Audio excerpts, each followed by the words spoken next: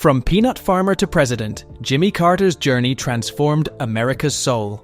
His unwavering commitment to human rights challenged decades of global policy. While some called him a failed president, his unprecedented post-presidency work earned him the Nobel Peace Prize and helped eradicate devastating diseases. But what shocked the world most was his final act of humility that would redefine presidential legacy forever. A legacy rooted in the small, unassuming town of Plains, Georgia, where it all began. Jimmy Carter's story begins in Plains, Georgia, a place so small it barely shows up on a map. Born on October 1st, 1924, Carter grew up surrounded by peanut fields, dirt roads, and a tight-knit community where everyone knew everyone. Plains was quiet, simple, and deeply Southern. Life wasn't easy for anyone during the Great Depression, and Jimmy's family was no exception. His father, Earl, was a hard-working farmer and businessman. His mother, Lillian, was a nurse with a kind heart and an unshakable belief in treating everyone equally, no matter their race or status. As a boy, Jimmy learned early about hard work and fairness. His days were filled with chores on the family farm, tending to peanuts and helping with livestock. The Carters weren't rich, but they had enough to get by. Yet, even in this small town, the shadows of segregation loomed large. Black and white people lived side by side, but were treated very differently. Lillian Carter was one of the few white women who treated black neighbors with the same care she gave to white patients. "My mother taught me that every human being is worth the same," Jimmy once said. This lesson stuck with him and would shape his life in profound ways. Jimmy was a curious and bright child. He loved reading and spent hours with books from the local library, which his mother encouraged. His favorite subjects were history and science, and he dreamed of doing something big one day, though no one in Plains could have guessed just how far he would go. When Jimmy finished high school, he set his sights on something far beyond the peanut fields. In 1941, he earned a spot at the U.S. Naval Academy in Annapolis, Maryland. This was no small feat for a boy from a tiny town in Georgia. At Annapolis, Jimmy's hard work and determination stood out. He trained to become a submariner, one of the most demanding jobs in the Navy. During his time in the Navy, Carter married Rosalind Smith, his childhood sweetheart from Plains. The two shared a deep bond that would carry them through the many challenges of life. Rosalind wasn't just Jimmy's wife. She was his closest confidant and advisor. Together, they built a partnership that would later serve them well in the White House. Jimmy's Navy career took him to faraway places, but his roots in Plains never left him. He served with distinction, working on cutting-edge submarine technology. By the early 1950s, it seemed like Carter was destined for a long and successful military career. But life had other plans. In 1953, tragedy struck. Jimmy's father, Earl Carter, passed away from cancer. His death was a heavy blow to the family. Earl had been the anchor of their lives, and his loss left a void. Jimmy made a life-changing decision. He would leave the Navy and return to Plains to take over the family peanut farm. This wasn't an easy choice. Jimmy had built a promising career in the Navy, but the pull of family and responsibility was stronger. When he returned to Plains, the farm was in disarray. The business was struggling, and the fields needed attention. Carter rolled up his sleeves and got to work, applying the same discipline he'd learned in the Navy to the farm. He modernized operations, introduced better farming techniques, and turned the business around. It was during this time that Carter began to connect deeply with the people of Plains. He worked alongside neighbors, many of whom were black farmers and laborers, building friendships that crossed racial lines in a way that was uncommon in the South at the time. These experiences deepened Carter's belief in equality and justice. As Carter's farm began to thrive, so did his interest in politics. He saw firsthand the struggles of ordinary people. Farmers who couldn't get fair prices for their crops, families who couldn't afford basic necessities, and communities divided by racism.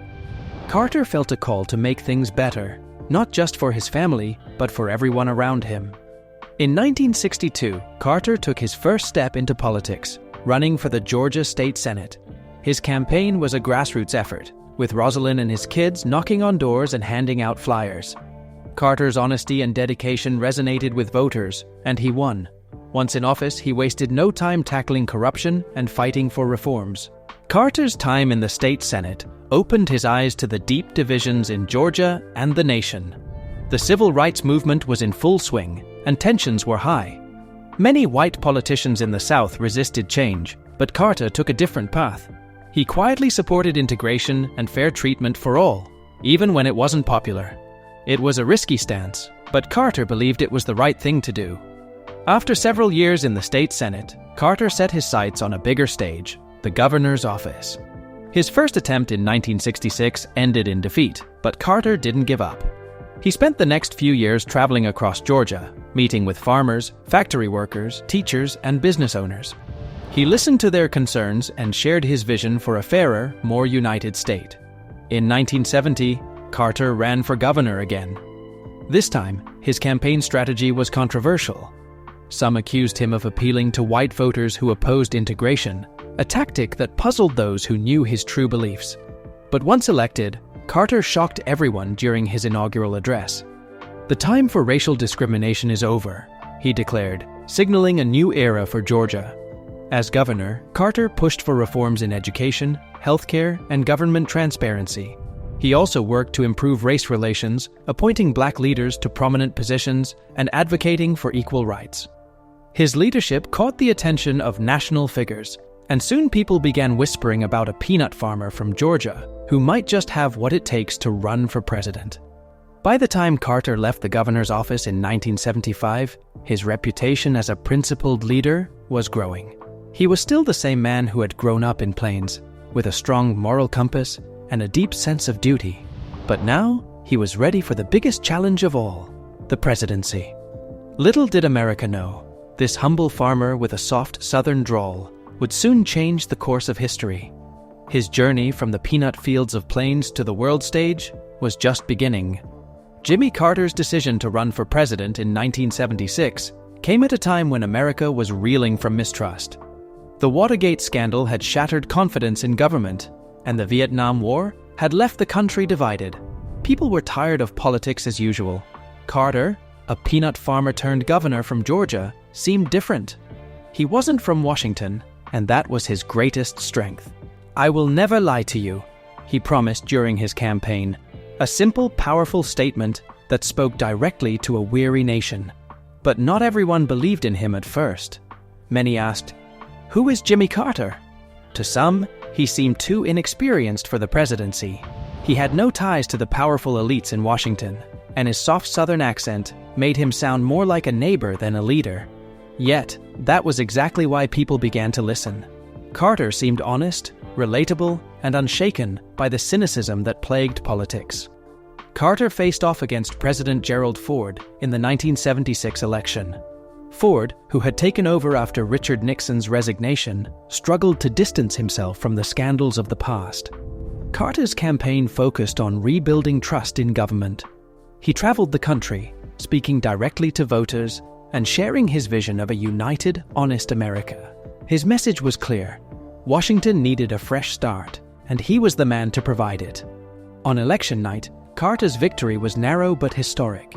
He carried his home state of Georgia and many others in the South, showing that a new kind of leader could emerge from the region. When he gave his victory speech, Carter said, "We can have an America as good as its people." His words gave hope to millions. Carter's presidency began with a gesture that instantly set him apart. Instead of riding in a fancy limousine down Pennsylvania Avenue during his inauguration, he walked the route with his wife, Rosalind, by his side. It was a powerful symbol of humility and connection. Carter wanted to show that he wasn't above the people who had elected him. He was one of them. Inside the White House, Carter made changes that reflected his values. He reduced the staff size and canceled the lavish state dinners that had become the norm. He and Rosalind even sent their daughter, Amy, to public school, a choice that surprised many but underscored their commitment to being ordinary Americans, even in extraordinary circumstances. One of Carter's boldest moves as president was his focus on human rights. In his view, America's foreign policy shouldn't just be about power or economics. It should be about helping people. He believed that the United States had a moral responsibility to stand up for those suffering under oppression. Carter's human rights policy led to some tough decisions. He cut off aid to countries that violated human rights, even if they were US allies. For instance, he ended support for dictatorships in Latin America and condemned apartheid in South Africa. These choices weren't always popular, but Carter felt they were necessary. "We can't lead the world if we ignore the suffering of others," he said. The most remarkable example of Carter's commitment to peace came in 1978 during the Camp David Accords. For decades, Egypt and Israel had been locked in conflict, with no end in sight. Carter invited Egyptian President Anwar Sadat and Israeli Prime Minister Menachem Begin to Camp David, a presidential retreat to negotiate peace. The talks were tense, lasting 13 days, and at times it seemed they would fail. But Carter refused to give up. He personally mediated between the two leaders, using his faith and determination to guide the discussions. In the end, both Sadat and Begin agreed to a peace treaty, the first of its kind between an Arab nation and Israel. The Camp David Accords were a landmark achievement, and Carter was praised around the world. Yet, the effort took a toll on him. The negotiations were exhausting, and the pressure was immense. Still, Carter called it one of his proudest moments, saying, "I'll always believe that peace is worth fighting for." While Carter achieved great success on the international stage, his presidency faced challenges at home. The US economy was struggling with high inflation, unemployment, and an energy crisis. Gasoline shortages led to long lines at the pump, frustrating Americans. In response, Carter called for energy conservation. He famously appeared on television wearing a sweater and urged people to turn down their thermostats to save energy. Carter's push for renewable energy and energy independence was ahead of its time. He installed solar panels on the White House and supported research into alternative fuels. "We must act now before it's too late," he warned. But many Americans felt his approach was too modest for such a big problem. Critics mocked his sweater speech, calling it symbolic of a presidency out of touch with everyday struggles. Carter's most difficult challenge came late in his presidency. In 1979, the US Embassy in Tehran, Iran, was overrun by protesters. 52 American diplomats and citizens were taken hostage, and their captors demanded the return of Iran's exiled leader, the Shah, who was in the US for medical treatment. The crisis dragged on for 444 days, dominating headlines and testing Carter's leadership. Carter worked tirelessly to secure the hostages' release, but every attempt seemed to fail. A rescue mission in 1980 ended in tragedy when a helicopter crash killed 8 American servicemen.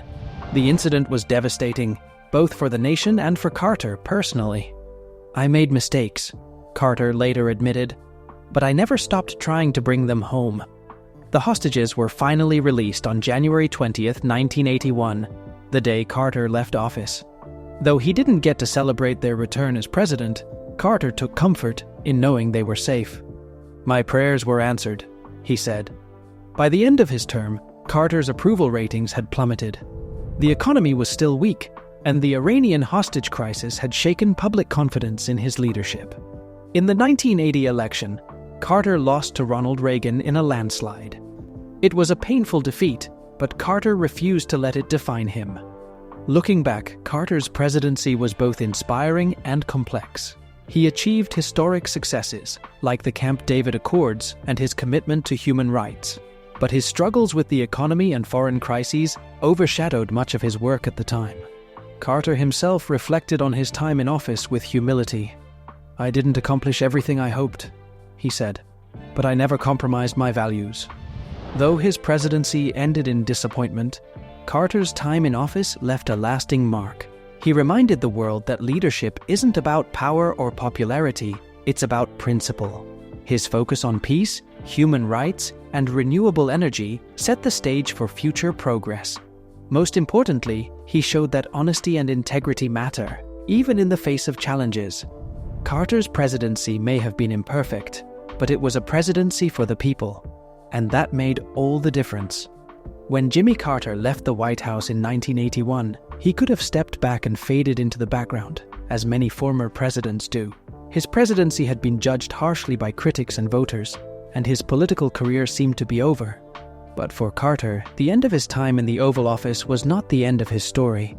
It was the beginning of a new chapter that would redefine his legacy. "I want to continue to make a difference," Carter said as he returned to Plains, Georgia with Rosalind. While others might have been bitter or defeated, Carter's humility and sense of purpose drove him forward. He believed his life could still be used to serve others, and he set out to do just that. In 1982, Carter founded the Carter Center, a non-profit organization dedicated to promoting human rights, advancing democracy, and improving health worldwide. The center's mission was simple but ambitious: to make the world a better place. Carter poured his energy into this work, tackling issues that often went unnoticed by larger governments and organizations. One of the Carter Center's most remarkable achievements has been its fight against neglected tropical diseases. Under Carter's leadership, the center played a key role in nearly eradicating guinea worm disease, a painful and debilitating condition that once affected millions of people.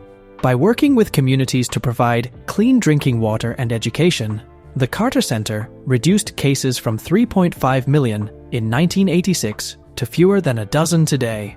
"I see this as some of the most important work of my life," Carter said. "It's about saving lives and giving people hope." Carter also became a global advocate for free elections and peace building. The Carter Center monitored elections in more than 100 countries, ensuring that people could vote freely and fairly. Carter himself traveled to war-torn regions and conflict zones, offering his wisdom and guidance to leaders on both sides. In 1994, he helped broker a peace agreement between North and South Korea, easing tensions on the Korean peninsula. Carter's willingness to engage directly with adversaries, even when it was unpopular, showed his commitment to diplomacy and dialogue. "We can't achieve peace by refusing to talk to those we disagree with," he once said. His efforts earned him the Nobel Peace Prize in 2002. The Nobel Committee praised Carter for his decades of untiring effort to find peaceful solutions to international conflicts, to advance democracy and human rights, and to promote economic and social development. It was a fitting recognition for a man who had dedicated his life to making the world a more just and compassionate place. Even as he worked on the world stage, Carter never forgot his roots in Plains. He and Rosalind returned to their modest home, refusing the wealth and luxury that often accompany life after the presidency. Carter taught Sunday school at his local church, welcoming visitors from all over the country who came to hear his thoughtful and heartfelt lessons. He also became a tireless volunteer for Habitat for Humanity, helping to build homes for families in need. Well into his 90s, Carter could be seen swinging a hammer and climbing ladders, working alongside volunteers as if he were just another member of the team. "This is what gives my life meaning," he said. "Helping others is the greatest joy." Carter's later years were not without hardships. In 2015, he was diagnosed with cancer that had spread to his liver and brain. The news shocked the nation, but Carter faced the diagnosis with remarkable courage and faith. "I've had a wonderful life," he said at the time. "I'm ready for whatever comes." Against all odds, Carter responded well to treatment and announced just months later that he was cancer-free. His recovery was nothing short of miraculous, and it inspired millions who saw in Carter a testament to resilience and hope. As Jimmy Carter's life moves into its final chapters, his impact remains undeniable. His presidency may have been met with criticism, but his post-presidency work has been celebrated as one of the most meaningful in history.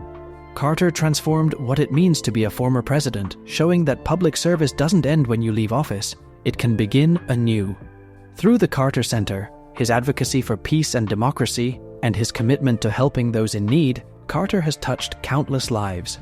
He showed the world that leadership isn't about power or prestige.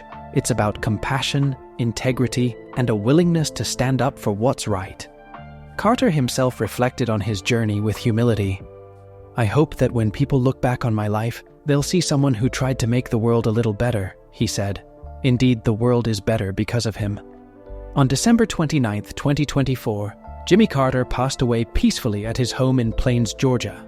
He was 100 years old, making him the longest-lived president in American history. His death marked the end of a century-long journey of service, humility, and dedication to humanity. Even in his final days, Carter remained a symbol of integrity and compassion, qualities that defined every chapter of his remarkable life. Carter's passing was met with an outpouring of grief and gratitude from leaders and citizens around the world. Tributes highlighted his unwavering commitment to peace, democracy, and the betterment of others. President Joe Biden said, "America and the world lost an extraordinary leader, statesman, and humanitarian. Jimmy Carter showed us the true meaning of public service." Former President Barack Obama called Carter a man of decency, humility, and faith, whose work will continue to inspire generations. In accordance with his wishes, Carter's funeral arrangements reflected his modesty and dedication to service. He lay in repose at the Carter Center in Atlanta, Georgia, where thousands gathered to pay their respects. Later, he lay in state at the United States Capitol, an honor reserved for the nation's most distinguished figures. A state funeral at Washington National Cathedral included heartfelt eulogies from President Biden and members of the Carter family. Carter was interred in Plains, Georgia, alongside his beloved wife, Rosalind, who had passed away in November 2023. Their lifelong partnership, built on mutual respect and shared purpose, was celebrated as one of the most enduring legacies of Carter's life. Together, they had shown the world what it meant to serve others with humility and grace. The nation observed a national day of mourning in Carter's honor, with federal offices and businesses closing as a mark of respect. The tributes that poured in reflected not only the loss of a former president, but the passing of a man whose life embodied the ideals of compassion, integrity, and hope. Jimmy Carter's death brought an end to a life dedicated to service, but his legacy lives on in countless ways. The work of the Carter Center continues to improve lives worldwide, from eradicating diseases to monitoring elections and fostering peace. His teachings and actions remind us of the power of humility, the importance of standing up for what's right, and the difference one person can make. As the world reflects on Jimmy Carter's life, his story serves as an enduring inspiration. He showed us that true greatness isn't measured by power or wealth, but by the impact we have on others. Carter's life, filled with compassion and purpose, remains a guiding light for future generations. In the words of Carter himself, "I have one life and one chance to make it count for something. My faith demands that I do whatever I can, wherever I can, whenever I can, for as long as I can." And he did just that. The world is better for having known Jimmy Carter, a president for the people, a champion for peace, and a servant of humanity. If Jimmy Carter's remarkable journey has moved you, don't forget to subscribe to our channel for more stories of leadership and inspiration. Share your thoughts about his legacy in the comments. We'd love to hear how his life has impacted you. And before you go, check out the video appearing on your screen right now for more untold stories about other stars. Thank you for watching.